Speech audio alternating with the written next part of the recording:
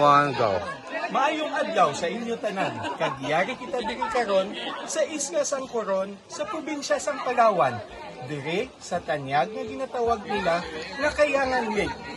Ini ang koron nagikan sa isa ka tinaga nga may buot sing ganon sa aton nga mga hiligay nun nga kulon. Pero para sa ila, koron ang ila nga tawag.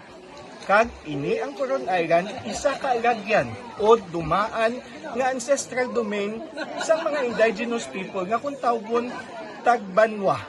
Kag may upod pa sila nga mga 7 pa kabilog nga mga indigenous community nga dire nagikan. Kag sa sini sulod sang Coron nga island, yari man dire ang ilang ancestral domain nga hasta karon protektado gid para sa sini nga mga indigenous people. Ini ang Coron, makita naton sa aton likod ang madamo ng mga matahom nga mga rock walls nga nagikan pa sa itong mga 300 million years ago during the Neo-Paleolithic period kung sabihin ang baybay taga lapaw pa sa sini nga mga kabukiran nga aton makita karon sa aton nga likod. Kag sa itong paggampuwas na sila nga period nga nagpanaog na ang tubig ato na makita ang matahom nga mga rock wall formations. Kag maskin sa babaw karon aton pa makita ang mga seashells kag mga turtle backs nga mga parts sa mga rock wall formations na subok. Nagapamatuod nga sa tuanay nga mga panahon yara sa idalom sang tubig ining mga matahom nga mga rock walls nga aton makita karon. Ini ang Coron Island naging isa na kadanyag nga tourist destination sa karon nga mga panahon.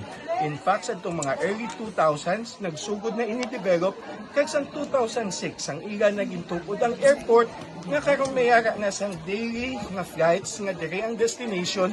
Ini siya nag-arise na gid bilang isa ka matahom nga tourist destination para sa Pilipinas. Madamo ang mga foreigners ang aton makita kag nagapadayon ang pag-uswag sang isla sang Coron diri sa probinsya sang Palawan. Para sa ihibalo sa mga Victoriasanon, ako si Konsehal Dino Acuña, ang parente sang masa. Bye-bye.